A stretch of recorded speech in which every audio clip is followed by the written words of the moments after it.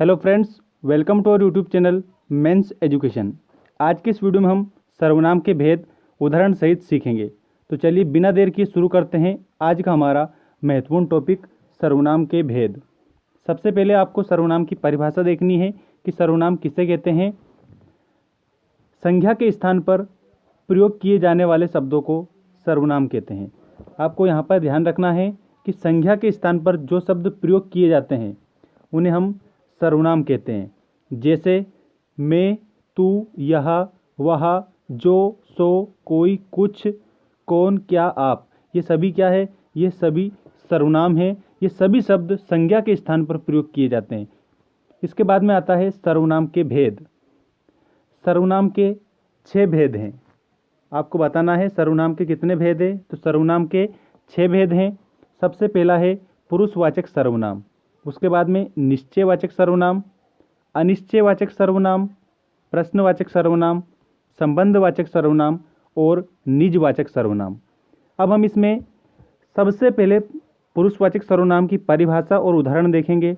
उसके बाद में निश्चयवाचक, फिर अनिश्चयवाचक, प्रश्नवाचक, संबंधवाचक और निजवाचक की परिभाषा उदाहरण सहित देखेंगे। सबसे पहले आता है पुरुषवाचक सर्वनाम। अब पुरुषवाचक सर्वनाम किसे कहते हैं, ध्यान रखें आप। परिभाषा सबसे पहले, जिन सर्वनामों का प्रयोग बोलने वाले, सुनने वाले या अन्य किसी व्यक्ति के स्थान पर किया जाता है उन्हें पुरुषवाचक सर्वनाम कहते हैं। पुरुषवाचक सर्वनाम किसे कहते हैं, उसमें आपको बताना है कि जिन सर्वनामों का प्रयोग बोलने वाले, सुनने वाले या अन्य किसी व्यक्ति के स्थान पर किया जाता है उन्हें पुरुषवाचक सर्वनाम कहते हैं। पुरुषवाचक सर्वनाम 3 प्रकार के हैं। पुरुषवाचक सर्वनाम कितने प्रकार के हैं, तो आप उसमें बता सकते हैं कि पुरुषवाचक सर्वनाम 3 प्रकार के हैं। पहला है उत्तम पुरुषवाचक सर्वनाम, दूसरा है मध्यम पुरुषवाचक सर्वनाम और तीसरा है अन्य पुरुषवाचक सर्वनाम। इसके बाद में नेक्स्ट आता है हमारा निश्चयवाचक सर्वनाम। सर्वनाम के जो 6 भेद है उसमें ये दूसरा भेद है, निश्चयवाचक सर्वनाम।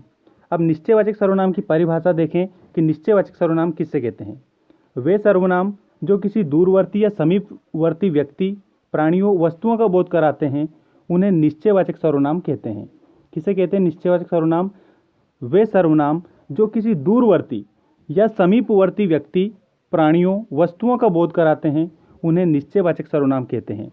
उदाहरण के तौर पर देखें, यह, वह, ये, वे, इस, उस आदि।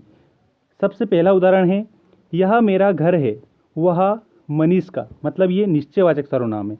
इसी तरह से वे मेरे पिताजी हैं, तो ये कौन से सर्वनाम का भेद है, तो आप उसमें बताएंगे कि इसमें निश्चयवाचक सर्वनाम है। इसके बाद में नेक्स्ट आता है हमारा अनिश्चयवाचक सर्वनाम। अनिश्चयवाचक सर्वनाम की परिभाषा देखें, किसी अनिश्चित व्यक्ति, वस्तु, घटना के लिए आने वाले सर्वनाम शब्द अनिश्चयवाचक सर्वनाम कहलाते हैं। जैसे कोई गा रहा है, मतलब अनिश्चित है, कौन गा रहा है कि कोई पता नहीं है इसमें, तो ये क्या है, अनिश्चयवाचक है। राम कुछ खा रहा है, अनिश्चयवाचक सर्वनाम है। अब इसमें परिभाषा आप एक बार और देखें अच्छे से, किसी अनिश्चित व्यक्ति, वस्तु, घटना के लिए आने वाले सर्वनाम शब्द अनिश्चयवाचक सर्वनाम कहलाते हैं। जैसे कोई गा रहा है, राम कुछ कहा रहा है, ये इसके उदाहरण हैं। इसके बाद में नेक्स्ट आता है हमारा प्रश्नवाचक सर्वनाम। प्रश्नवाचक सर्वनाम की परिभाषा है, वे सर्वनाम जो प्रश्न का बोध कराते हैं या वाक्य को प्रश्नवाचक बना देते हैं। वे सर्वनाम जो प्रश्न का बोध कराते हैं या वाक्य को प्रश्नवाचक बना देते हैं उन्हें प्रश्नवाचक सर्वनाम कहते हैं। उदाहरण, कौन आने वाला है, वे क्या लाया है, आपका नाम क्या है, ये सभी उदाहरण प्रश्नवाचक सर्वनाम के हैं। जैसा कि प्रश्न से ही पता चल रहा है कि इसमें प्रश्नवाचक चिन्ह भी लगता है, तो प्रश्नवाचक सर्वनाम है। इसके बाद में नेक्स्ट आता है संबंधवाचक सर्वनाम। संबंधवाचक सर्वनाम किसे कहते हैं, परिभाषा देखिए आप। जिन सर्वनाम शब्दों का प्रयोग संबंध प्रकट करने में किया जाता है अथवा जो प्रधान वाक्य से आश्रित वाक्यों का संबंध जोड़ देते हैं उन्हें संबंधवाचक सर्वनाम कहते हैं। अब इसमें संबंधवाचक में क्या होता है कि जिन सर्वनाम शब्दों का प्रयोग संबंध प्रकट करने के लिए किया जाता है उन्हें संबंधवाचक सर्वनाम कहते हैं। और जो संबंधवाचक सर्वनाम है ये प्रधान वाक्य से आश्रित वाक्यों का संबंध जोड़ देते हैं।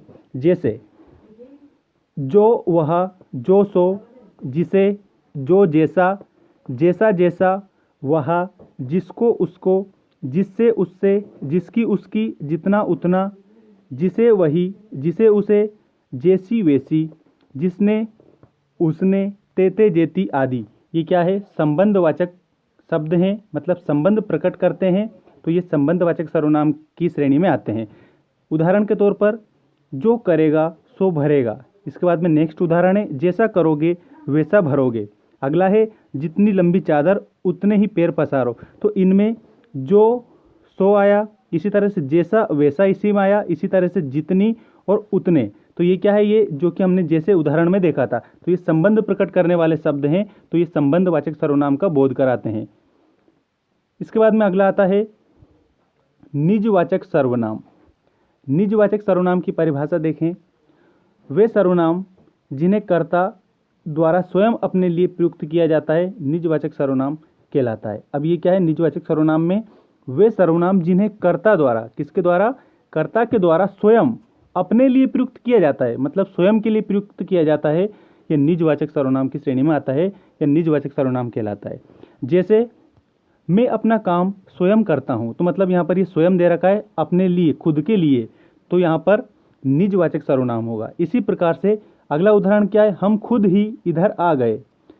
हम खुद ही इधर आ गए मतलब स्वयं, तो यहाँ पर भी निजवाचक सर्वनाम है। परिभाषा आप एक बार और अच्छे से देखें। वे सर्वनाम जिन्हें कर्ता द्वारा स्वयं अपने लिए प्रयुक्त किया जाता है उन्हें निजवाचक सर्वनाम कहते हैं। जैसे मैं अपना काम स्वयं करता हूँ, तो यहाँ पर स्वयं और मैं खुद के लिए किया जा रहा है, मतलब निजवाचक सर्वनाम है। इसी प्रकार हम खुद ही इधर आ गए, ये भी निजवाचक सर्वनाम है।